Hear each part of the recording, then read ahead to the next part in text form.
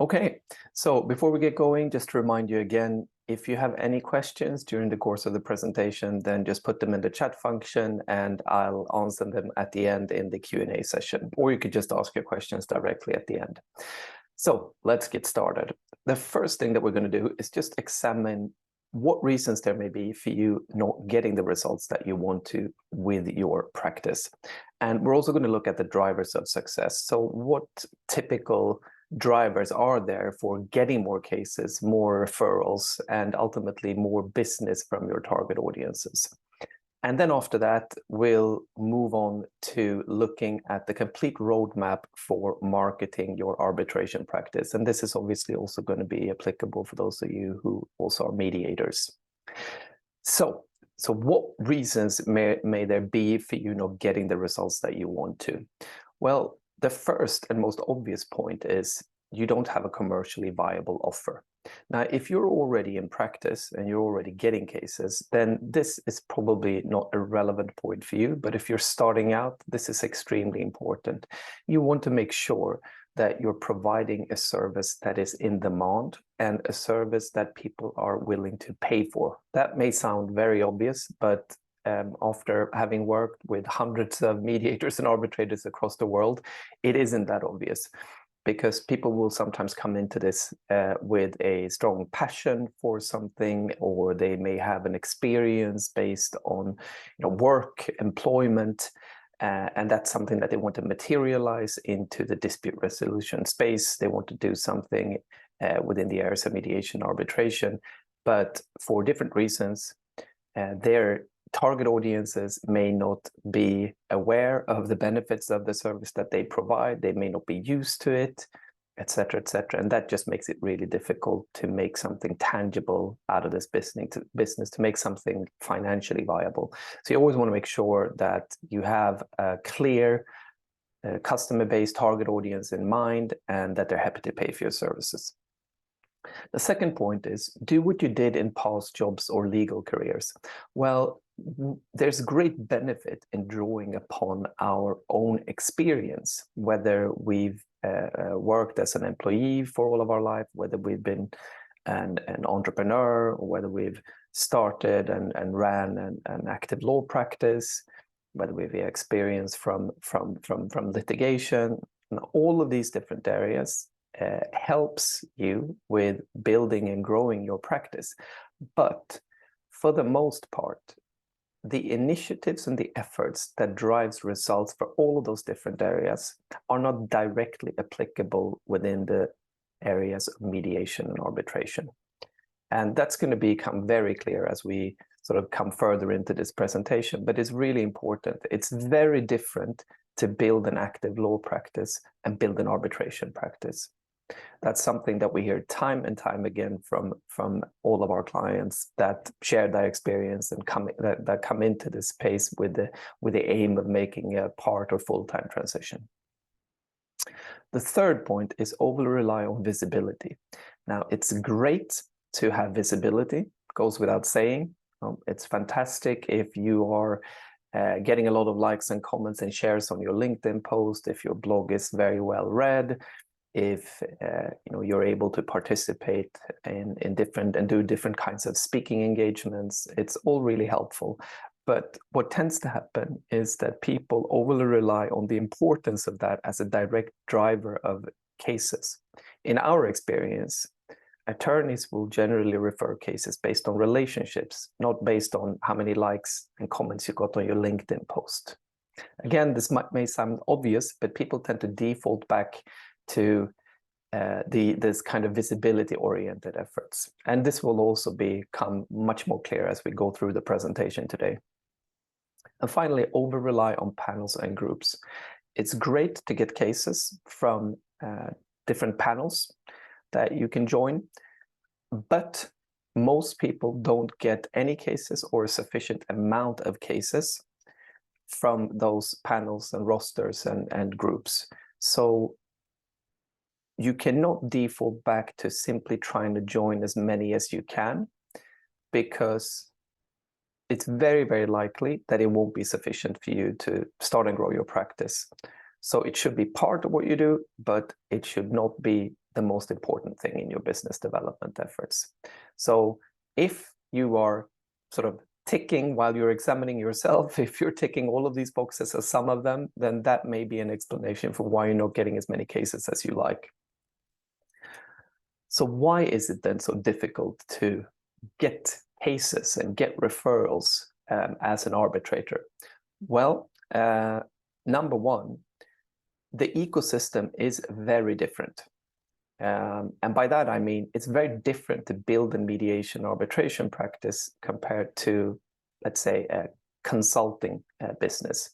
Not to say that being an attorney or a consultant is easier, but it's just different. And if we use that example of a consultant, for instance, when a consultant tries to get more business, what they tend to do is they engage directly with the decision maker.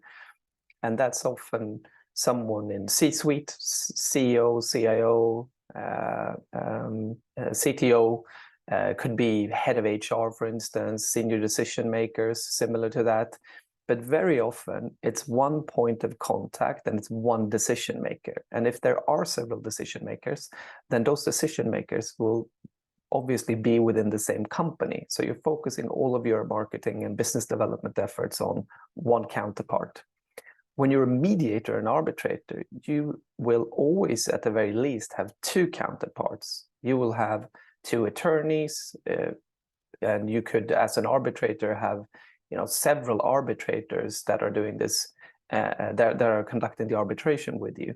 So you need to have a sufficient amount of visibility, a sufficient amount of network, a sufficient amount of reputation and credibility for at least two parties to feel comfortable doing business with you. So that instantly makes it much more complex to conduct business as an arbitrator. Now, the second reason is, and I alluded to this earlier on, the second reason is that a lot of this business, and for the most part, actually, it is relationships driven. So it's great to have that visibility, but you need to also have direct relationships with your referral parties, because that's the only way that they're going to feel comfortable with referring cases to you. And since you need to create relationships, then it goes without saying that relationships obviously also takes time to develop. You don't develop relationships overnight. And because of this, a direct consequence of it is that initiatives, as in business development efforts, will rarely generate immediate results, especially in the context then of this relationship building. And that means that it's hard to gauge the impact of the business development activities that you focus on, because what you do today won't immediately generate results.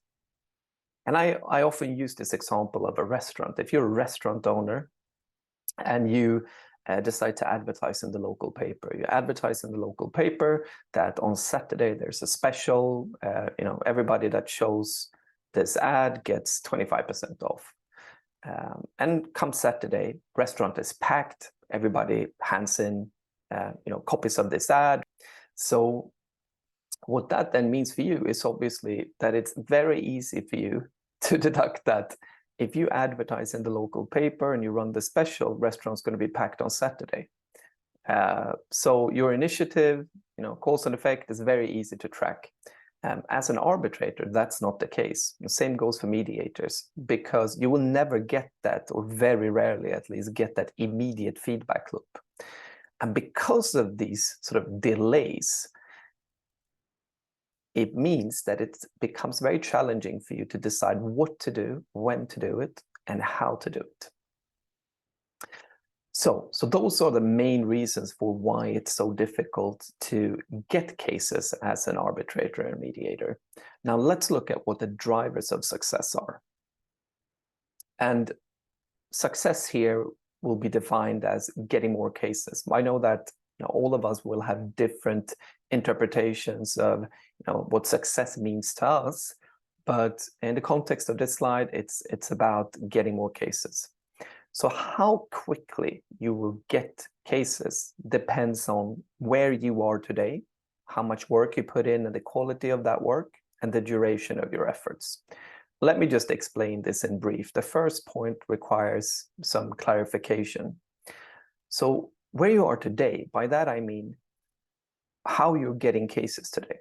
If you're not getting any cases today, then that will of course mean that it will take you longer to get all the cases that you want.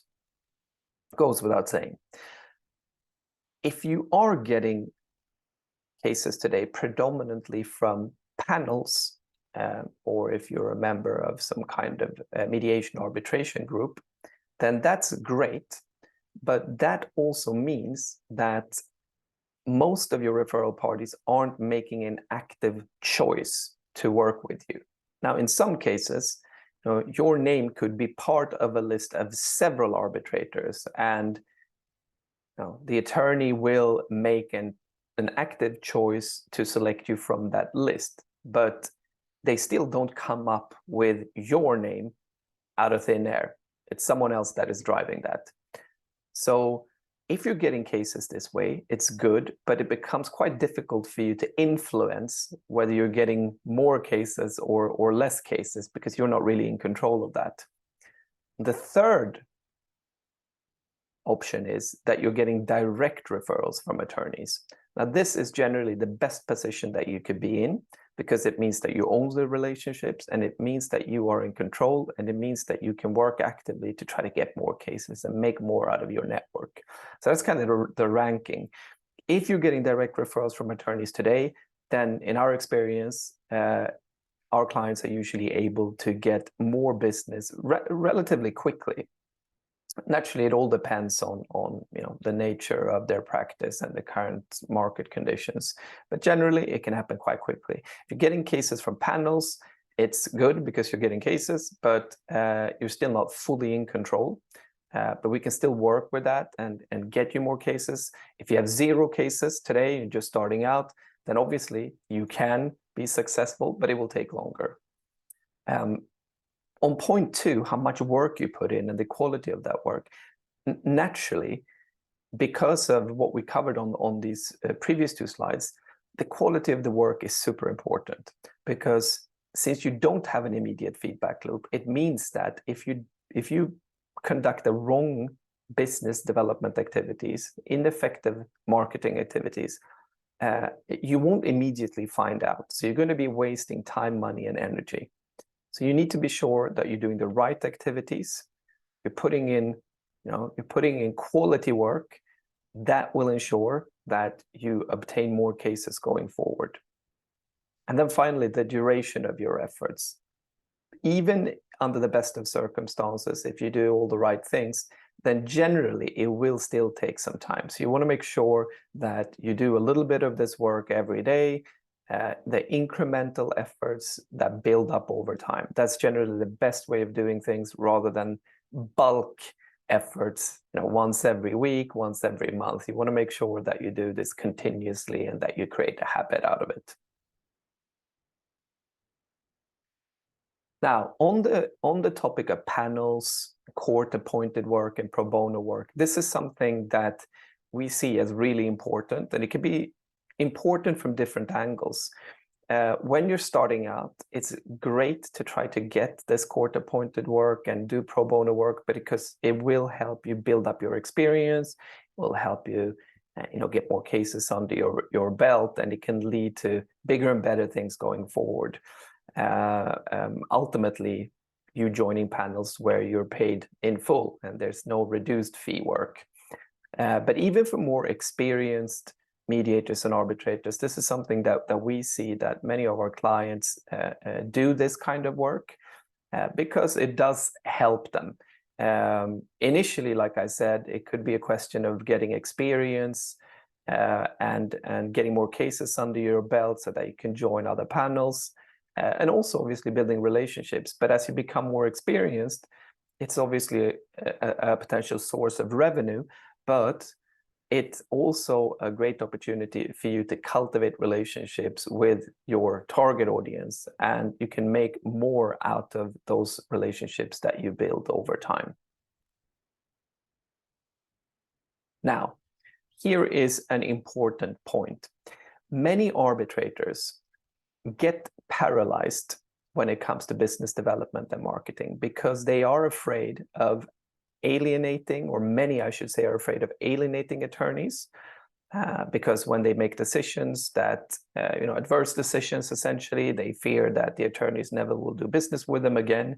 And they also sometimes become paralyzed because they worry about breaking rules, the law, because in some cases, there may be limitations. If you're part of panels, there may be limitations on how you can market to attorneys that use those panels, for instance. But does this mean that you shouldn't do business development or marketing at all as an arbitrator? Of course not. How well you do is in direct correlation to what you're prepared to do by way of business development and marketing. So if you as an arbitrator you're only prepared to try to join panels and you maintain a decent amount of visibility on LinkedIn, you do some speaking engagements, maybe you teach at university. Now, there's nothing wrong with that, but that is a very, very basic way of approaching building your practice as an arbitrator. I would say that that's the minimum effort, and there's no guarantee here that that will lead to something tangible for you. Whereas if you are prepared to use some of the techniques that we will talk about here in this presentation, then chances are that you will see results much more quickly. And like I said, we work with hundreds of mediators and arbitrators all across the world, and many of our arbitrator clients approach business development the same way as our mediator clients do. So just keep that in mind. Your results will directly be dependent on your level of activity when it comes to marketing and business development. So what is it then that drives more cases? How do you get more business as an arbitrator? Well, in our experience, it's not about how many trainings you do, how many certificates that you get, how many diplomas that you have. It's about your visibility and your network.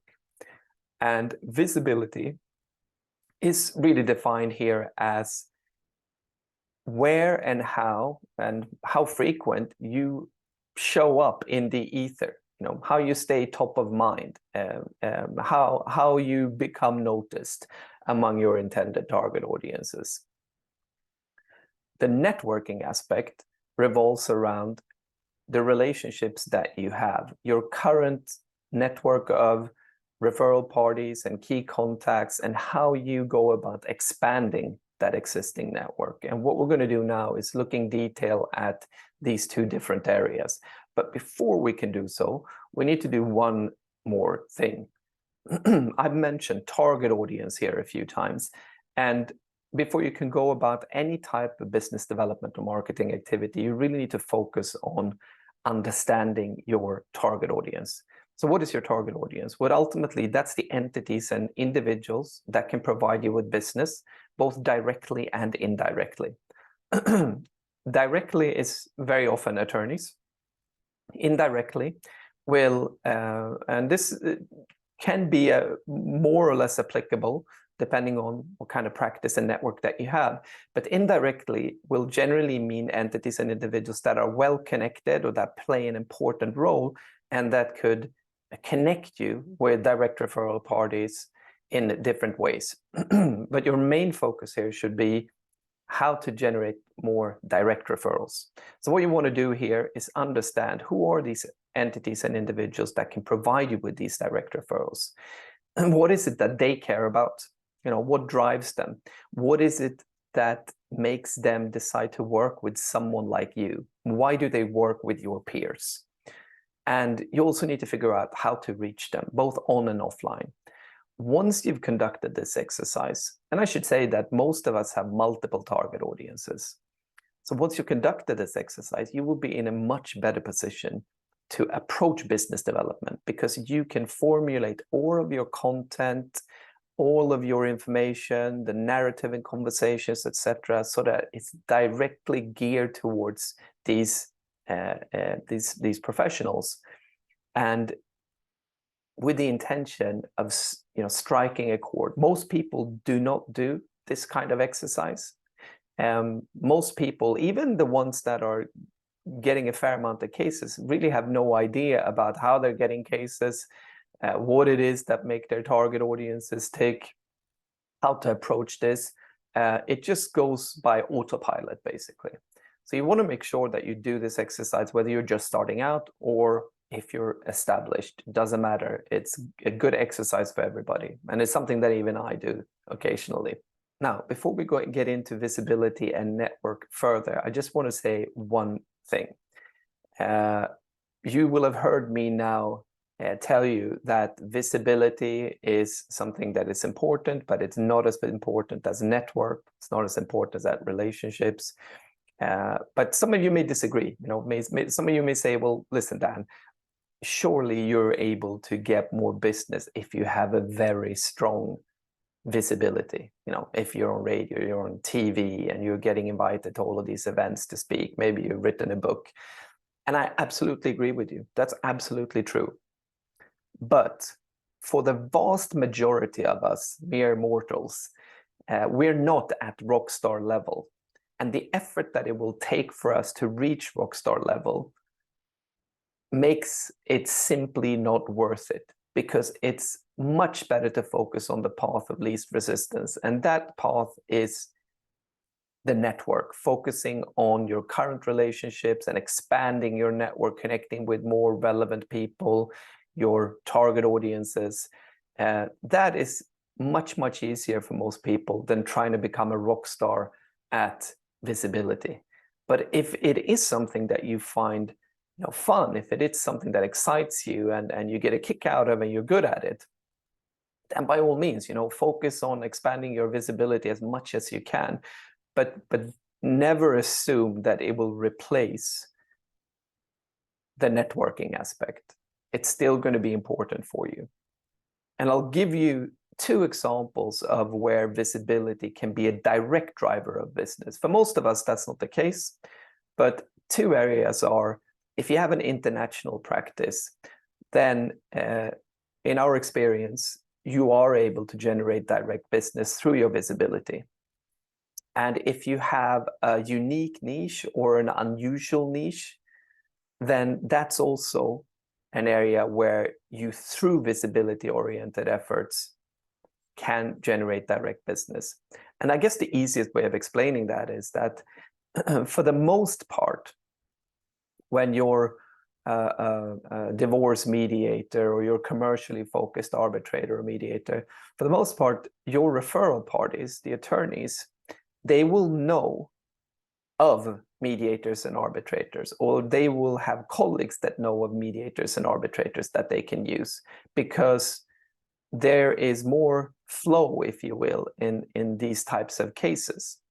Now, when it comes to international disputes, or when it comes to more specific niche areas, disputes in those niche areas, then it's not uncommon for the attorneys to not know whom to approach. And the only way for them to figure that out is by doing some online research. And that's how they can find someone like you if you're operating in these 2 areas.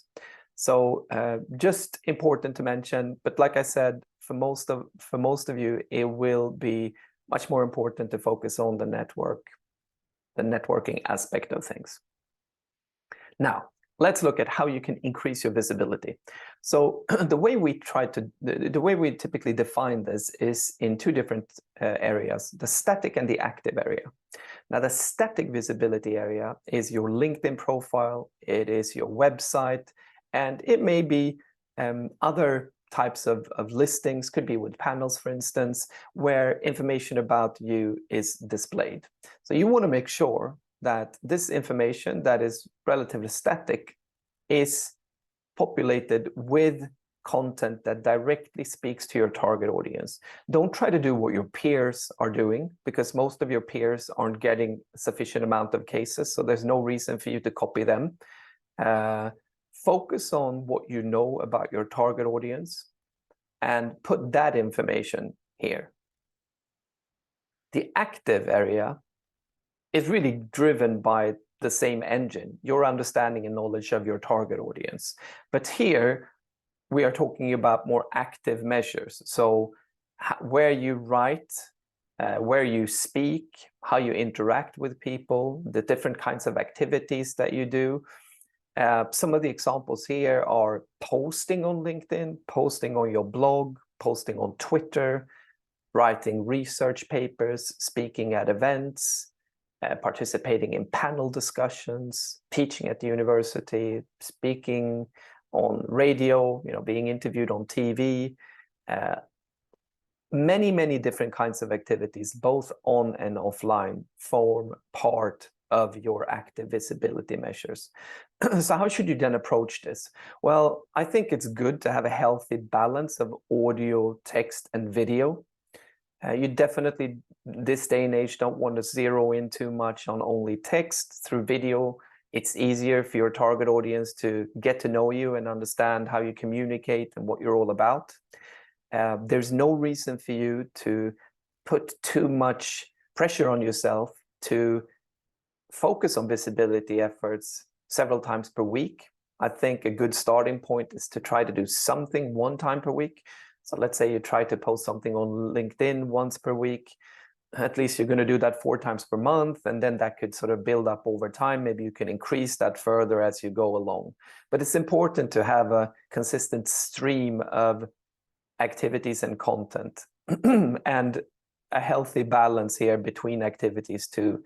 Maybe you don't want to only do the LinkedIn post. Maybe you want to try to participate in a panel discussion or speak at some webinar occasionally, just to balance things and mix things up. Excuse me.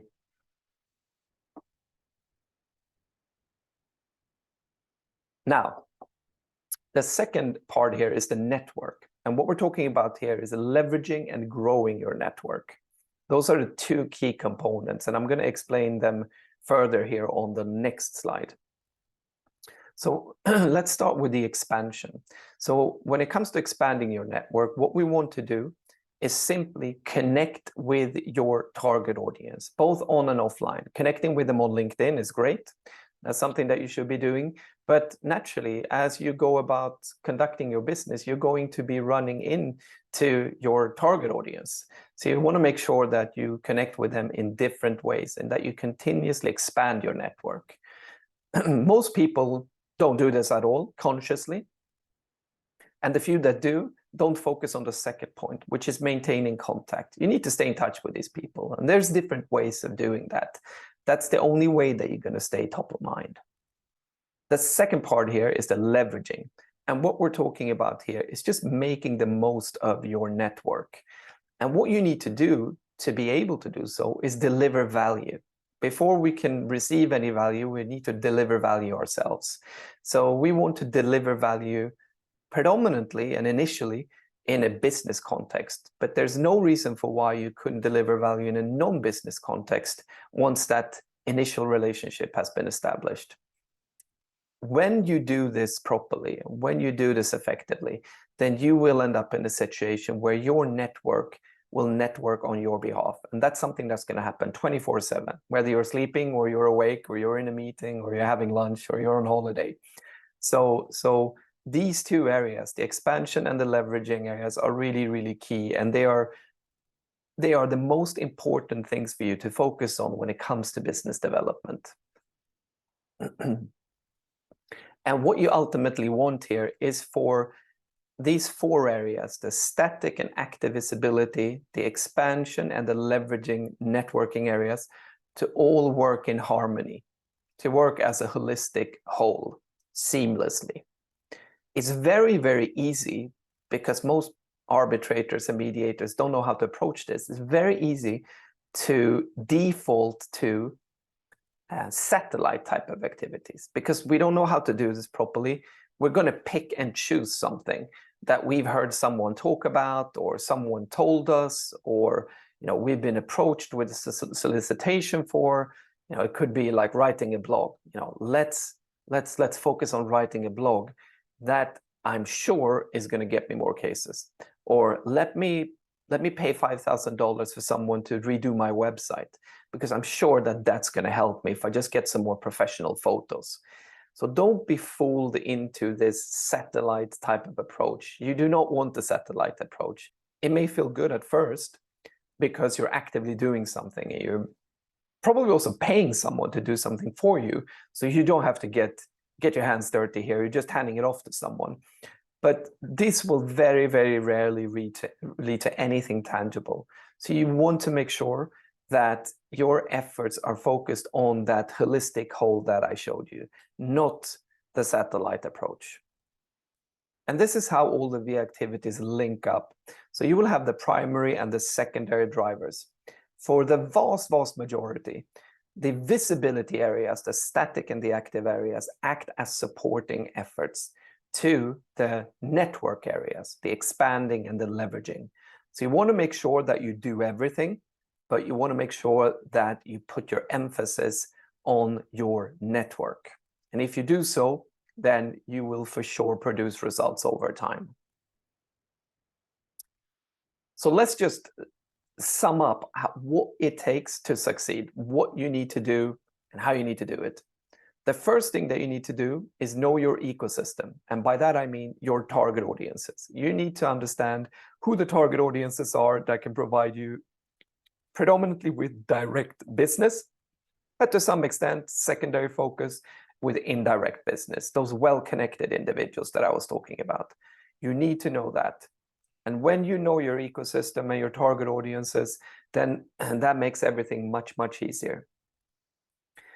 Once you know them, then you're able to craft your messaging. You're able to craft the messaging that you use in your on and offline communication.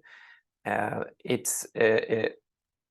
you're also able to use that in the narrative when you interact with your target audiences in person. And it will make you much more effective in building rapport and cultivating relationships. Irrespective of what you do, your sample size does matter.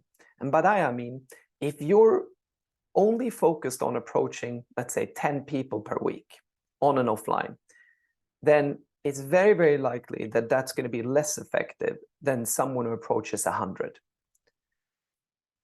Because the mathematics of how this all works out is actually pretty clear. It's not something that we have time to discuss today, but when we look at our clients' activities, it's quite clear to us how much you're actually able to convert into actual conversations from a completely cold contact.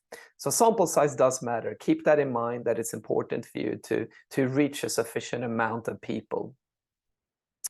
Consistency is also key.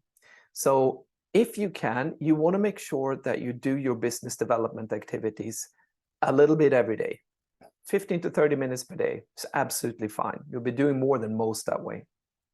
Rather than trying to do it once every week on Sunday, 4 hours on a Sunday, or 2 times per month, where you take 2 full days off or 1 day off and you just focus on business development. You are going to be less effective with that, even if you're spending an equal amount of time. It's much better to do this a little bit every day, because you build up habit and you also stay top of mind much more effectively than when you're using bulk efforts. Irrespective of how well you do here, you need to allow for time. Time is always going to be a factor. So the sooner you start, the better. The sooner you do the right things, the better. And then it's really just a question of allowing for time until you will see the seeds materialize into big and beautiful flowers. And the final point I want to mention, and this is something that is really difficult to come by, understanding how to properly cultivate your contacts.